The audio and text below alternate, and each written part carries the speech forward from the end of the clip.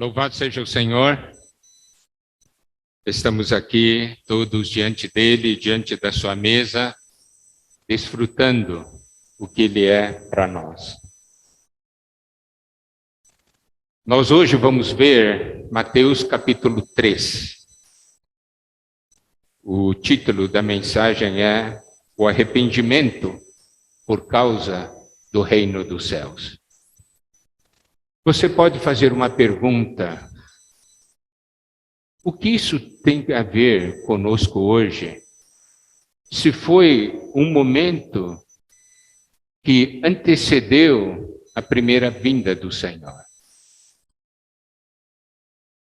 E aqui diz: arrependei-vos, porque está próximo o reino dos céus. O que nós precisamos ver, amados irmãos, amadas irmãs, é que essa porção é uma porção ligada à primeira vinda do Senhor. E nós estamos esperando a segunda vinda do Senhor. Então, há muita coisa semelhante. E nós precisamos prestar muita atenção nessa porção. Por quê? Porque Mateus 3 nos mostra o período que antecedeu a preparação, que estava ligado à preparação da vinda do Senhor. Os momentos que antecederam a vinda do Senhor. O ministério de João Batista. E ele diz: arrependei-vos, porque está próximo o reino dos céus. Precisamos ver o impacto dessa palavra. Olha só, quando o Senhor veio da primeira vez, quando estava falando, estava próximo ao reino dos céus, estava falando sobre a vinda do Senhor como rei. Não um rei visível, porque ele veio de uma maneira tão humilde, mas na segunda vinda virá como um rei visível. E é isso que precisa causar impacto.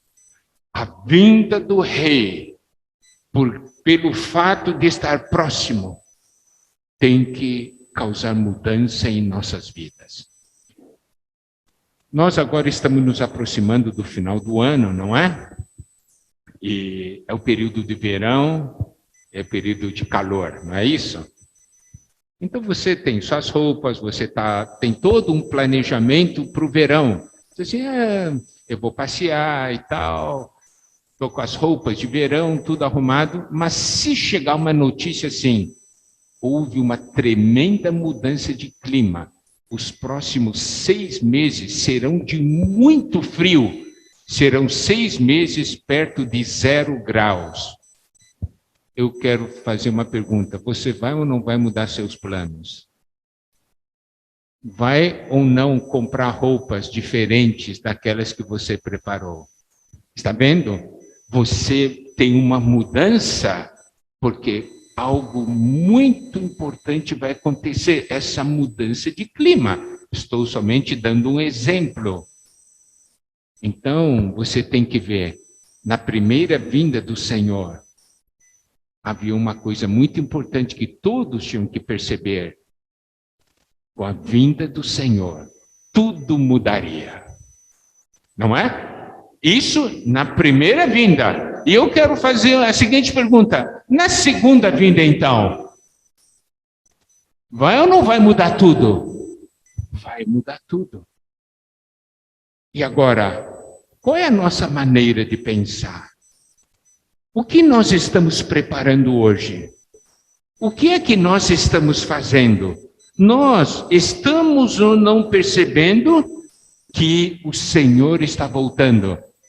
Na primeira vinda, o que estava próximo era a realidade do reino dos céus. Agora, nos dias de hoje, o que está próximo é a manifestação do reino dos céus. E a palavra de Deus nos diz: a proximidade da vinda do Senhor tem que trazer arrependimento para nossas vidas. Nós precisamos compreender que o Evangelho de Mateus nos fala do Evangelho do Reino dos Céus. Nós conhecemos muito o arrependimento ligado ao Evangelho da Graça.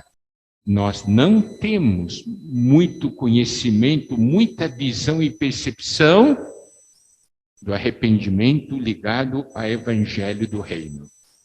O arrependimento ligado ao Evangelho da Graça vem de quê? Pelo fato de nós tomarmos ciência dos nossos pecados, não é? Então, eu pequei, eu errei, então eu tenho que me arrepender. Então, esse arrependimento, o arrependimento por causa dos meus pecados, é o arrependimento ligado ao Evangelho da Graça.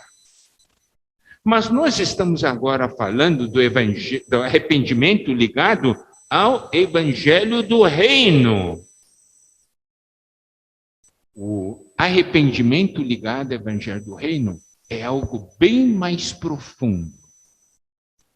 Porque não é uma questão somente de olhar se eu errei ou não, se eu pequei ou não.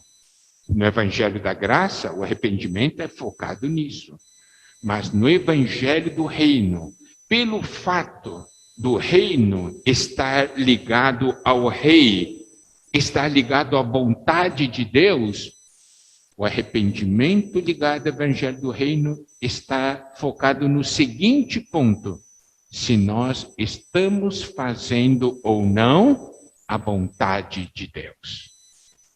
Então não é uma questão se é pecado ou não é pecado. A questão é se é a vontade de Deus ou não é a vontade de Deus. Muitas vezes nós fazemos as coisas em nossa vida e dizemos assim, isso não tem problema porque isso não é pecado. Mas você já perguntou, pode não ser pecado, mas você perguntou se é ou não é a vontade de Deus? Compreende? E é por isso que quando nós olhamos sob esse enfoque, nós podemos ver que tem muitas coisas que nós precisamos nos arrepender. Vocês concordam comigo? Isso aqui, realmente, quando a gente percebe isso, a gente vê, Senhor, tantas coisas eu fiz e tantas coisas eu faço. E eu não pergunto se é sua vontade ou não. Por quê? Porque eu faço a minha vontade. Estou acostumado a fazer a minha vontade. E aí, baseado nisso, eu tomo as decisões e eu acho que está tudo bem. Mas, pelo fato da volta do Senhor estar tão próxima, chegou o momento de nós começarmos sempre a fazer essa pergunta: Senhor, é ou não é a sua vontade? Por quê? Porque viver a realidade do reino é viver a vontade de Deus. Viver o que Deus planejou para nós. E o que nós precisamos ver também é o seguinte: o homem caiu.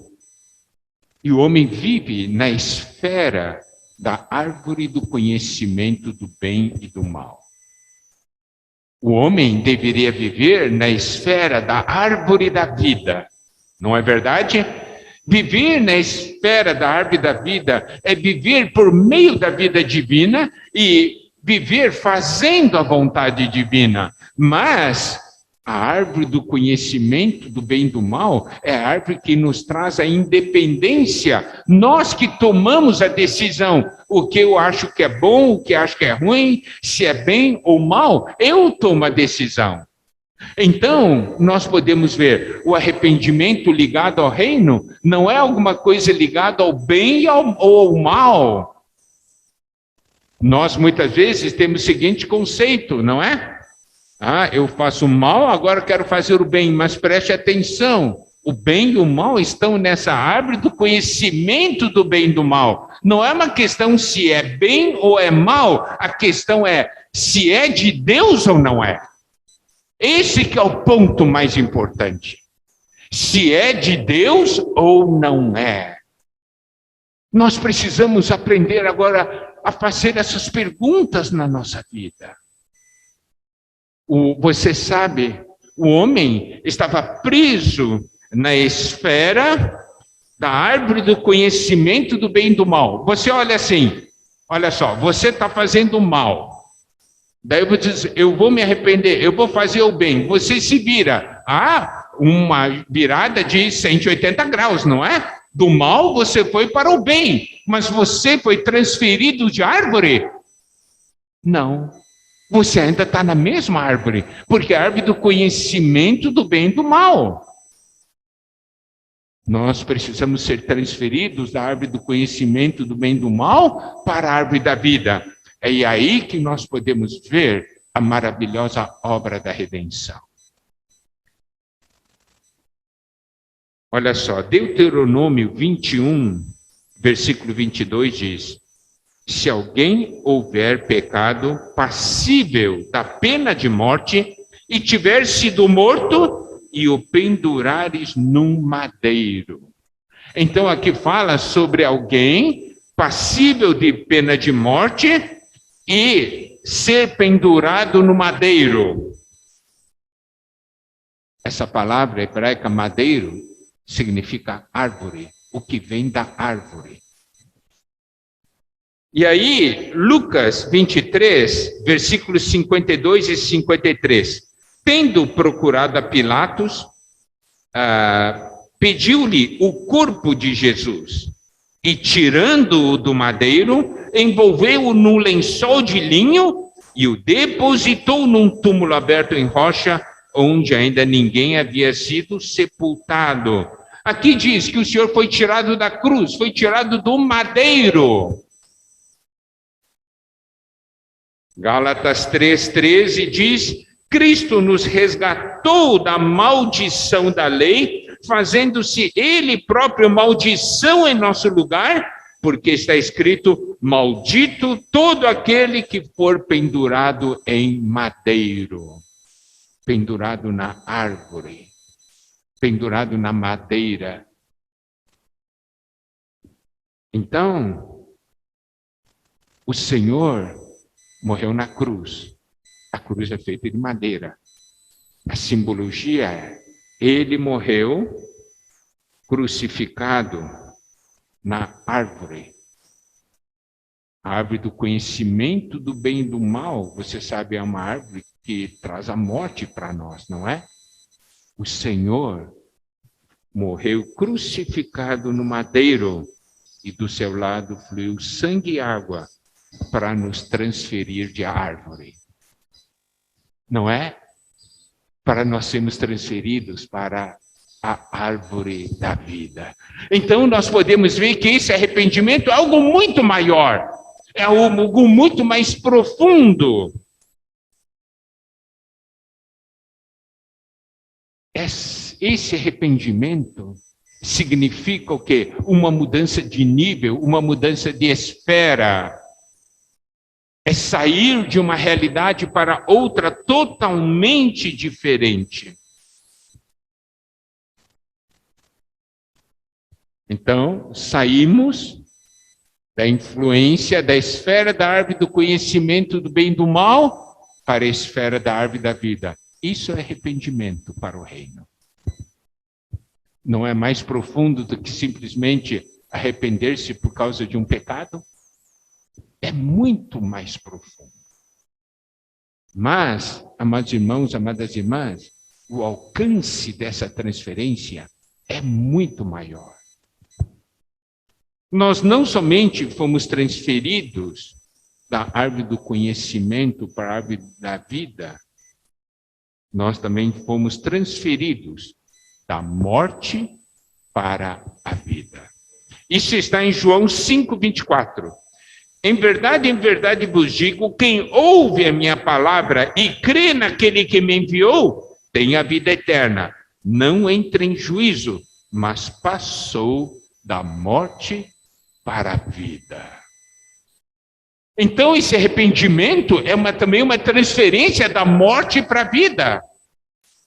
Não é somente um arrependimento porque eu pequei, eu errei. Claro que nós precisamos ter o arrependimento, mas mais do que arrependimento, uma mudança de direção, é uma mudança de esfera, é uma transferência. Então, da morte para a vida. E ainda mais, é uma transferência das trevas para a luz. 1 Pedro, capítulo 2, versículo 9. Vós, porém, sois raça eleita, sacerdócio real, nação santa, povo de propriedade exclusiva de Deus, a fim de proclamardes as virtudes daquele que vos chamou das trevas para a sua maravilhosa luz. Está vendo? Nós somos transferidos das trevas para a luz. Não adianta você mudar de direção e permanecer nas trevas. Nós temos que ser transferidos de esfera. Nós também fomos transferidos daquilo que é terrenal para o que é celestial. 1 Coríntios 15, versículos 47 a 49. O primeiro homem formado da terra é terreno. O segundo homem é do céu. Como foi o primeiro homem, o terreno, tais são também os demais homens terrenos. E como é o homem celestial, tais também os celestiais. E assim como trouxemos a imagem do que é terreno, devemos trazer também a imagem do celestial. Olha só, da terra para o céu, do que é terrenal para o que é celestial. Isso é arrependimento. Devemos nos arrepender por vivermos tanto tempo nas coisas de morte. O Senhor nos transferiu da morte para a vida. Devemos nos arrepender por vivermos tanto nas trevas. O Senhor nos transferiu para a luz. Nós devemos nos arrepender porque vivemos tanto naquilo que é terrenal, quando devemos viver no que é celestial. Mas não é somente isso, é também uma transferência da carne para o espírito. Romanos 8, versículo 9, vós, porém, não estáis na carne, mas no espírito, se de fato o espírito de Deus habita em vós. E se alguém não tem o espírito de Cristo, esse tal não é dele. Mas preste atenção, essa transferência, não interessa qual aspecto seja, sempre é realizada pela cruz. Entendeu? Não há outro caminho de ser transferido a não ser a cruz. A cruz é que possibilita essa transferência, porque faz morrer tudo aquilo que não é de Deus, para nos introduzir naquilo que é de Deus. E também uma transferência de Adão para Cristo. 1 Coríntios 15, 22. Porque assim como em Adão todos morrem, assim também todos serão vivificados em Cristo. Em Adão, todo morre. Nós gostamos muitas vezes de discutir, arrazoar, dar desculpas.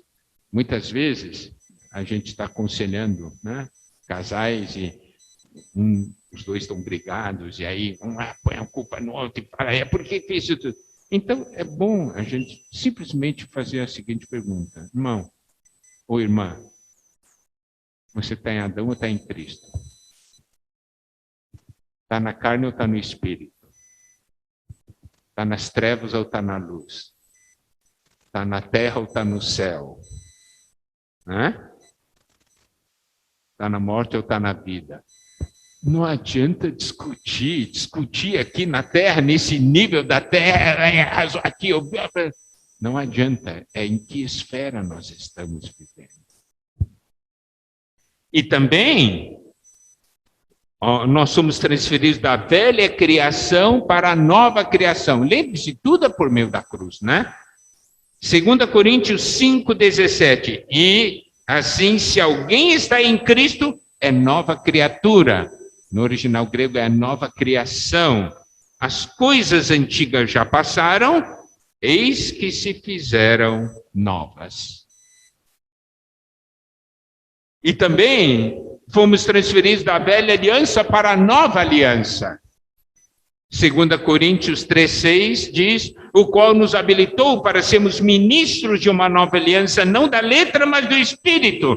Porque a letra mata, mas o Espírito vivifica.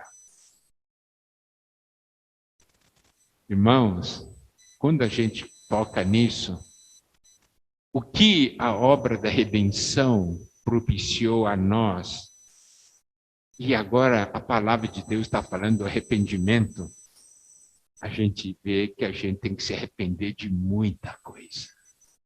Concordam comigo? De muita coisa. E temos que nos arrepender rápidos. Por quê? Porque a manifestação do reino do céu já está próxima.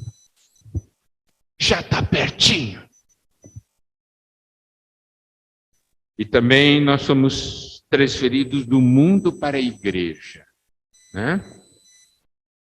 Efésios 2,12 diz, naquele tempo estáveis sem Cristo, separados da comunidade de Israel, estranhos às alianças da promessa, não tendo esperança e sem Deus no mundo.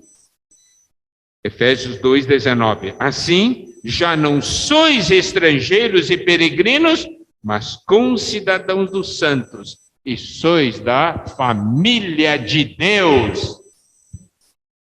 Que coisa maravilhosa, que transferência maravilhosa. Amados irmãos, amadas irmãs, nós temos que deixar a cruz operar em nós. Quando a cruz opera essa transferência, nós entramos numa nova realidade. Você pode dizer, mas as coisas da cruz doem. Mas depois de transferido, não dói mais. Depois de transferido, é só gozo. Porque é união com Deus. Não é maravilhoso? Você diz assim, eu agora doeu. Mas depois da obra da cruz, você poder falar, agora eu estou na vida, eu estou na luz, eu estou nos céus, eu estou no Espírito, eu estou em Cristo, eu estou na nova criação, estou na nova aliança, estou na igreja. Não é muito melhor do que ficar discutindo, brigando nessa esfera da terra, na esfera de Adão, na esfera natural?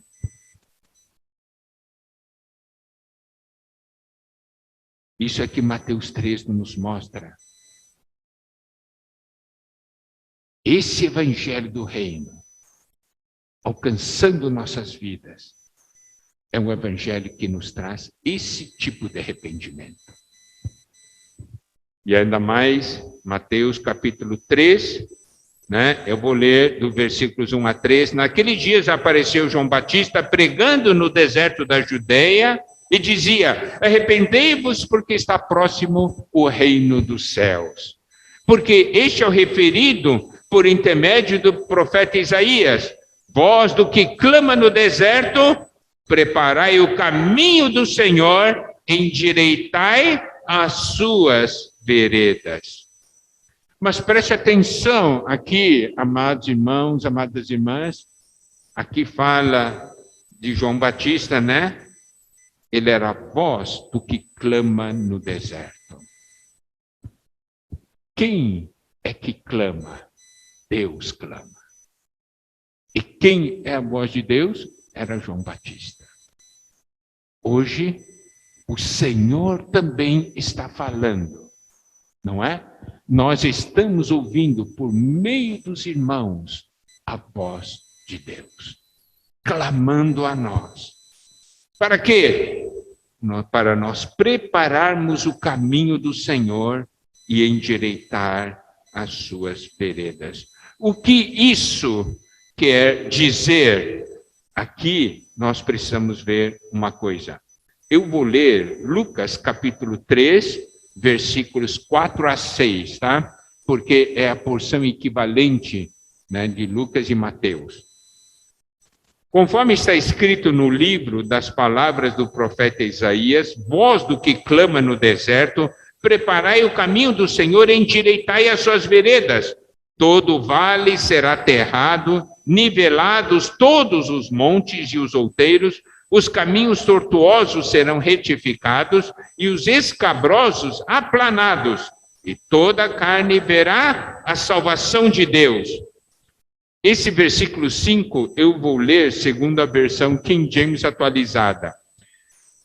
Pois que todo vale será terrado, todas as montanhas e colinas niveladas, as estradas tortuosas se transformarão em retas e os caminhos acidentados serão aplanados. Isso quer dizer uma coisa. Nós precisamos preparar o caminho do Senhor. É necessário que haja um caminho para o Senhor nos alcançar sempre. E o Senhor, alcançando a nós, nós preparamos o caminho para o Senhor alcançar a outros. Mas, qual é o nosso problema? Aqui está, nós temos vales. Nós precisamos, sabe, quando você prepara uma via expressa, uma rodovia de alta velocidade, eles procuram fazer com que haja, né, com que seja o mais nivelado possível. Por quê? Porque rodovias onde está sobe, desce, sobe, desce, sobe, desce, é difícil você desenvolver uma velocidade constante, né? Então, o que acontece muitas vezes em nosso interior, nossos corações? O caminho, é fácil o Senhor alcançar você ou não? É fácil o Senhor alcançar você? Quantas vezes o Senhor quer falar conosco, quer nos alcançar e Ele não consegue. Por quê? Porque no nosso interior os caminhos não estão preparados. Nós criamos um montão de obstáculos para o Senhor. E é vale, e é estrada tortuosa, e caminho, né? Caminho acidentado. Eu já compartilhei no passado, né? Eu viajei muito, né, na África. E principalmente em Angola, eu passei por rodovias terríveis. Você, sabe, a distância de uma cidade e outra, 100 quilômetros. Então, Luiz Carlos, 100 quilômetros, é longe? Não, aqui é um pulinho, né? 1 hora. Só que em Angola, você não mede por quantos quilômetros, você tem que medir por hora. E quanto tempo você chega lá? Vai levar umas 3 horas para chegar. Mas são 100 quilômetros, 3 horas, é 3 horas. Por quê? Cada buraco na estrada. A gente estava indo de caminhonete, fora brincadeira. A caminhonete entrava no buraco, de tão grande que era. Tem estrada? Tem. Mas está cheio de buraco. Pode desenvolver velocidade? Não pode. E na última vez que eu fui para Angola, as estradas tinham sido arrumadas. Uau, que levava 3 horas, agora levava só 1 hora. Que delícia. Para o Senhor alcançar você, como está seu coração? Cheio de buracos? Você cria muita resistência? Até o Senhor alcançar você, quanto tempo Ele leva? Sabe de uma coisa? Se nós formos sinceros, nós vamos ver que em alguns aspectos da nossa vida, o Senhor levou anos para alcançar. E tem alguns pontos da nossa vida que até hoje Ele não alcançou.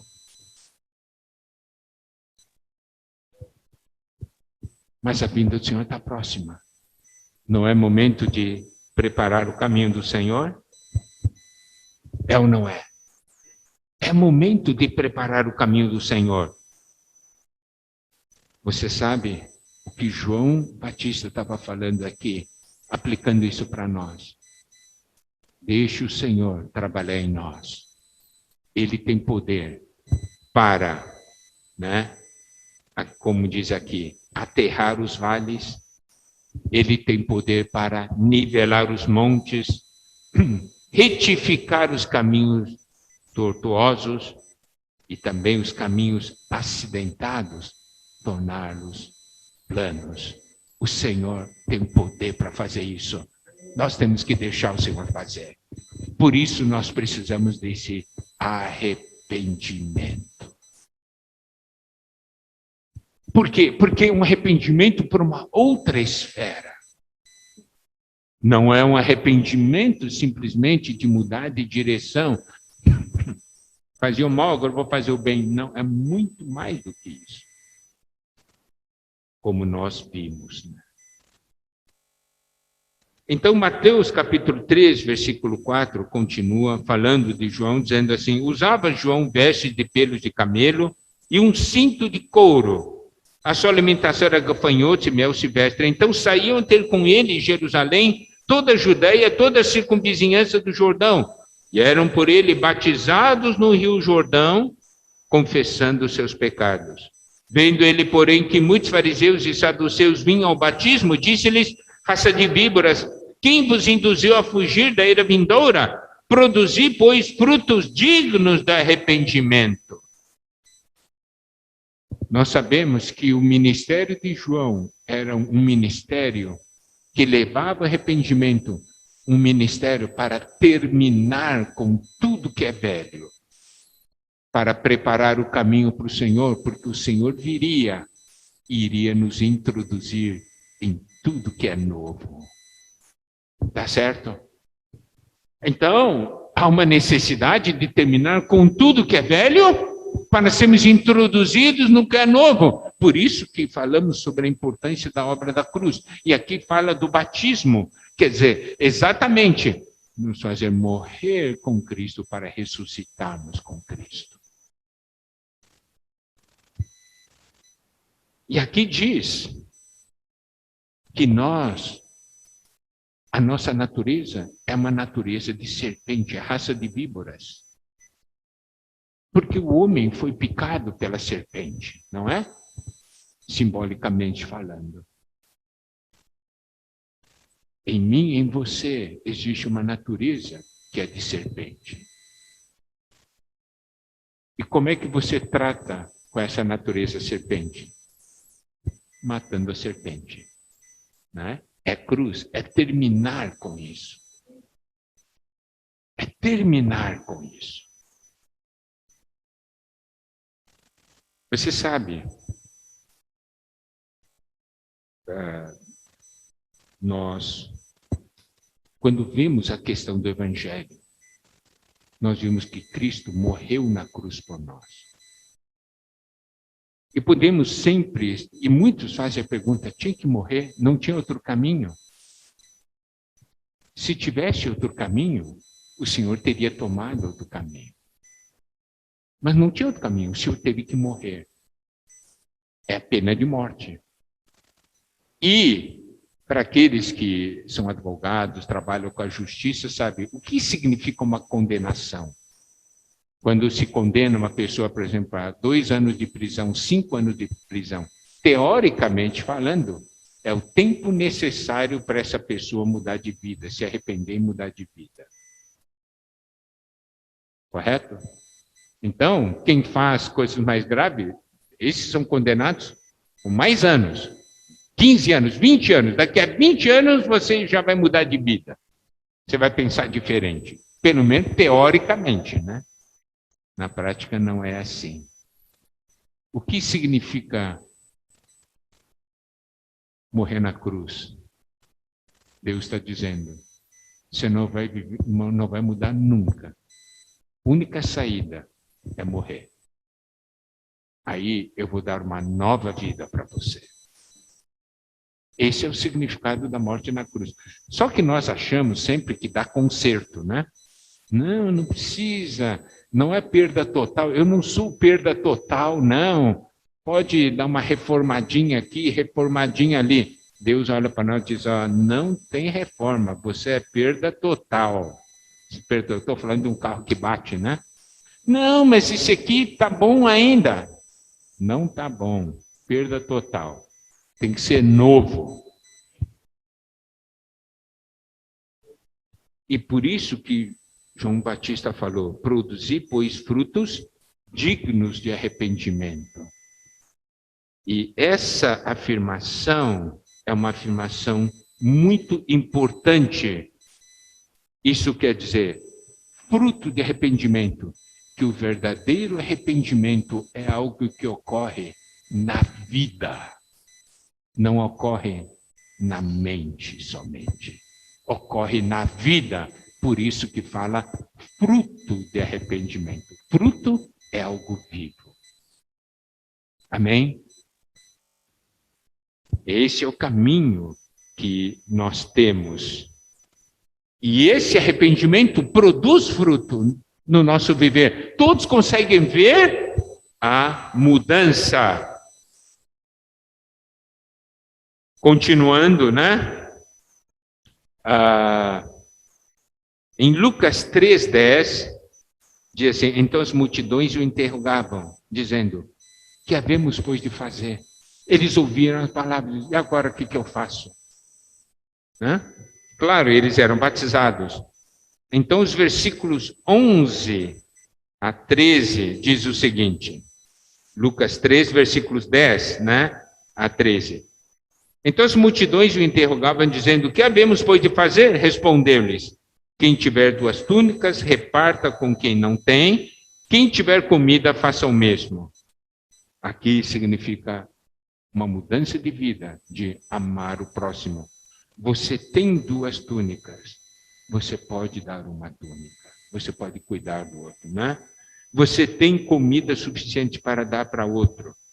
Foram também os publicanos para serem batizados e perguntaram, mestre, que havemos de fazer? Respondeu-lhes, não cobreis mais do que o estipulado. Por quê? Porque os publicanos eram coletores de impostos, né? Eles sempre pediam mais. Por quê? Porque era questão de corrupção, né? E eles embolsavam dinheiro. E também os soldados lhe perguntaram, e nós que faremos? Ele lhes disse, a ninguém maltrateis, não deis denúncia falsa e contentai-vos com o vosso soldo. Isso mostra que os soldados se aproveitavam da posição, tiravam coisa dos outros também, né? Aqui é interessante, por quê? Porque aqui nós vemos as pessoas perguntando, o que eu devo fazer? Eu quero mudar esse coração. Aqui nós não vemos fariseus perguntando. Não vemos fariseus perguntando. Mas outros, aqueles que todos consideravam pecadores, né? Aqui tem publicano, tem soldado, certo? Tem aqueles que têm muito e pode repartir com os outros. Uma mudança de vida. Você sabe como é que o arrependimento nos alcança? A gente percebe no nosso interior. Tem uma pergunta para o Senhor. Que farei, Senhor? Isso mostra o quê? O desejo de mudar. Amém? Paulo era um tremendo perseguidor do Senhor, não é? Mas quando o Senhor apareceu para ele fez 2 perguntas para o Senhor. Primeiro, quem és tu, Senhor? Depois que o Senhor falou para ele quem ele era, ele fez a segunda pergunta. A segunda pergunta foi, que farei, Senhor? Sabe qual é o nosso desejo, amados irmãos, amadas irmãs? Todas as vezes que o Senhor falar conosco, a luz venha, o arrependimento venha. Eu estou falando do arrependimento sob essa visão de hoje que eu estou falando. Um arrependimento venha de tal forma que nós perguntemos para o Senhor, que farei, Senhor? Eu quero mudar, então me transforma. Eu quero me arrepender. Por quê? Porque a manifestação do reino dos céus está próxima. Amém? E é assim que nós aplicamos a palavra de Deus para as nossas vidas. Que o Senhor possa nos abençoar. Amém.